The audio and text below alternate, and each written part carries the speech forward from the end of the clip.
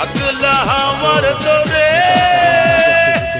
মাটির পিতিম নিভু নিভু করে ওরে ওরে হাওয়া থামনা রে বন্ধু আসছে বহুদিন পরে ওরে ওরে হাওয়া থামনা রে বন্ধু আসছে বহুদিন পরে